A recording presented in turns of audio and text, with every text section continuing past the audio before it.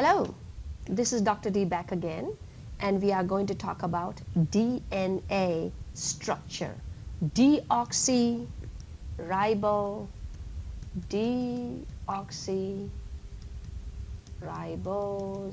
nucleic acid. You have to know the full form for your test. Okay. All right. So let's start from the cell. And remember, this is a eukaryotic cell. Why? Because I see a very distinct cell membrane. All right, so we have a cell, and inside the cell, of course, is the nucleus. And in the nucleus, you are seeing these chromosomes. And these chromosomes, of course, you need to know that they are made up of genes. Genes are ones that will decide your characteristics, your physical traits. And of course, genes are made up of, finally, DNA. All right? So here's the double helix. Beautiful. You can see that there are two strands. And these two strands, which are anti-parallel, we'll talk about that later, are twisted around each other in a helix. That's why it's a double helix, coiled around each other, as you can see from this beautiful animation. All right, so if we look at here's the double helix. And so what we have done is we have straightened it out and flattened it out. So when we straighten and flatten it out, we notice that there are some parts that are constantly repeating. And these two strands are bound to each other by these bonds, the hydrogen bonds. So let's look at it some more and understand what's going on in here. All right, so let's look at one of the DNA strands. And what we notice, one of the DNA strands, there are repeating units. And here these repeating units, this would be a phosphate. This would be the sugar. This would be a base.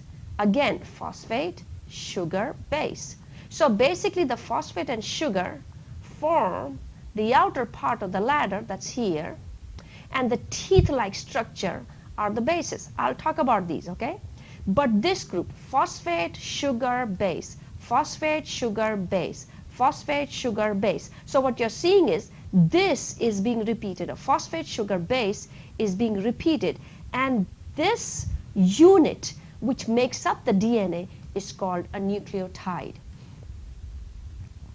So if you see the nucleotide, like I said, a nucleotide is made up of three parts: a phosphate group, a sugar, which is a pentose sugar, means it is a 5-carbon sugar, therefore it is called a pentose sugar. Okay, and here is a nitrogenous base.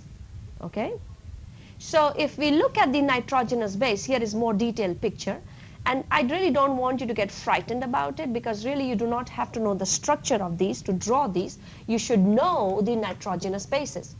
Nitrogenous bases, they're called because they're rich in nitrogen. Look at this here, 1, 2, 3, 4, 5. So adenine has 1, 2, 3, 4, 5 nitrogen bases, and as a result of which, that's why it's called a nitrogenous base. So phosphate and sugar are constant, but what is changing? There are 4 nitrogenous bases: adenine, thymine, guanine, cytosine.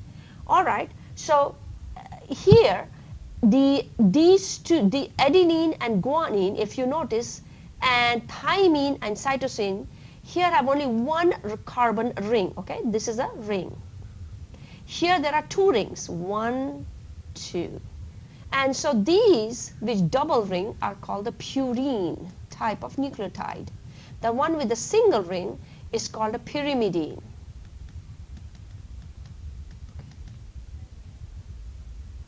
All right, now let's see this further. Now the 2 strands. So here, as we noticed, the phosphate and the sugar form the outer part of the ladder, and the inner rungs, if I may say so, or the inner teeth, are the bases. So this base from this strand and this base from this strand are joined to each other. Well, how are they joined? So they're joined by these hydrogen bonds. Always adenine binds with thymine by 2 hydrogen bonds. Guanine binds to cytosine by 3 hydrogen bonds. So needless to say that the bonds between G and C are of course going to be stronger then between A and T. Are you understanding why? Because there are only 2, and here there are of course 3. Remember, this is what I'm drawing is a hydrogen bond, okay? So don't mistake it for a covalent bond. All right. Then another thing that I had to tell you was that these two strands of the DNA are anti-parallel. Well, if you notice here, there is a 3' and a 5' end, and then here's a 3' and a 5' end. So anti-parallel would be represented like this. Okay, so they're running opposite to each other. Let's understand how. Well, understand this, that the sugar and this is the sugar. Here's the phosphate. Oh, I had to tell you something and I forgot. The sugar is a deoxyribose. Why? Because, okay, so I'm going to number the carbon, you know. So here, this is number carbon 1, 2, 3, 4, 5. So in number 2 here, we do not have an oxygen, okay? Here the oxygen is missing. There's only a hydrogen. That's why this sugar, pentose sugar, is called deoxyribose.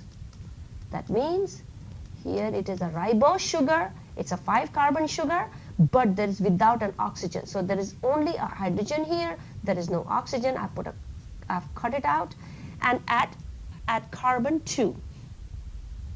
So this nucleotide and this nucleotide are attached by this bond. As you can see, from carbon 3, here this is carbon 3 is bound to the next nucleotide. So one nucleotide is joined to the next nucleotide, and this bond is called a phosphodiester bond. So phosphodiester bond. So obviously you're understanding that no matter how many nucleotides you add, eventually you'll come to the last nucleotide with a free 3' OH. 3' means this is the 3rd carbon with a free OH. That's all I'm trying to say. And you'll start off with a carbon which is attached to the phosphate. So this will become the 5' end, and one which has a free OH at the 3rd carbon, this will become the 3' end. So like I said, the 2 chains run anti-parallel to each other. If one is 3', the other end will be 5'. The other strand will have a 5' and end with 3'. 3', all it means is that there's a free OH at the 3rd carbon, all right, of the last nucleotide. Meaning to say this is free to bond with something else. And this is going to be important when we are going to talk about DNA replication. So last but not the least, I remember I told you that I'm going to talk about deoxyribose nucleic acid. So deoxy, you understand, right? It comes from the sugar. There is no oxygen at this carbon, number 2 carbon.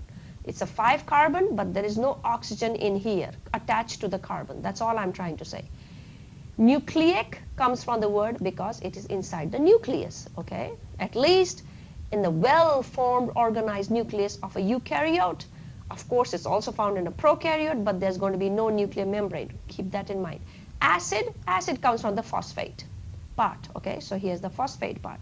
So I guess this is the basic information on DNA, and I hope this video was of some help to you. If there are any questions or concerns, please stop by my office or call me or talk to me. Thank you.